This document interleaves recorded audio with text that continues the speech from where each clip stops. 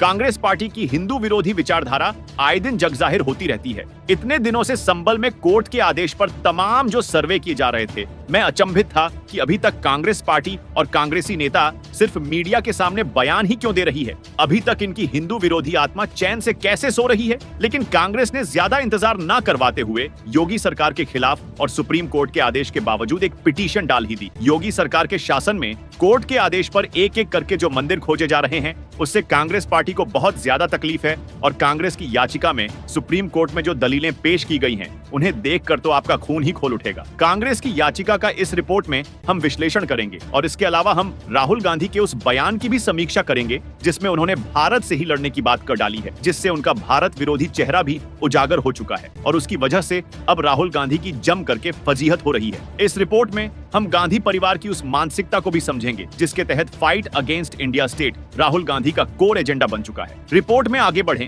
उससे पहले आपसे आग्रह है कि चैनल को सब्सक्राइब कर लें और अगर आपको वीडियो पसंद आए तो वीडियो को लाइक जरूर करें। कांग्रेस ने प्लेसेस ऑफ वर्शिप एक्ट को लेकर सुप्रीम कोर्ट का दरवाजा खटखटाया। उन्होंने अपनी याचिका में कहा कि यह कानून देश में धर्मनिरपेक्षता की रक्षा के लिए आवश्यक है, जो संविधान की एक बुनियादी विशेषता है। सांप्रदायिक सद्भाव सुनिश्चित करने के लिए इस कानून की जरूरत है। इस मामले में पहले से दाखिल याचिकाओं समेत कांग्रेस की इस रिट पर अब 17 फरवरी को सुनवाई होगी। पिछले दिनों भाजपा नेता और एडवोकेट अश्विनी कुमार उपाध्याय ने जनहित याचिका दायर कर 1991 के कानून की वैधता को चुनौती दी। अब कांग्रेस ने सुप्रीम कोर्ट में उनकी चुनौती के खिलाफ याचिका दाखिल की। पार्टी ने अपनी याचिका में कहा कि वर्तमान चुनौती धर्मनिरपेक्षता के स्थापित सिद्धांतों को कमजोर करने का एक दुर्भावनापूर्ण प्रयास प्रतीत होता है। याचिकाकर्ता इस मामले में हस्तक्षेप करके place of worship act POW के संवैधानिक और सामाजिक महत्व पर जोर देना चाहता है, क्योंकि आशंका है कि इसमें कोई भी बदलाव भारत के सांप्रदायिक सद्भाव और धर्मनिरपेक्ष ताने बाने को खतरे में डाल सकता है, जिससे राष्ट्र की संप्रभुता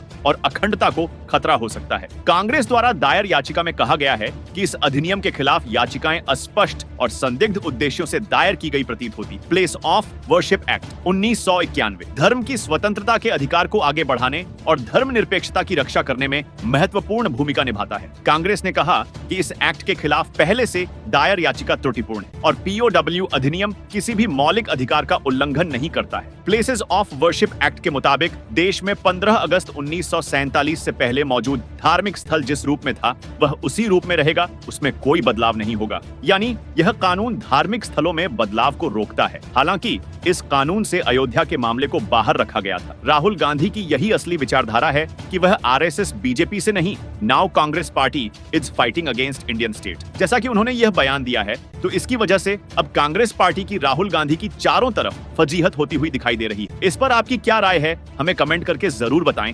Subscribe now and press the bell icon. Never miss an update.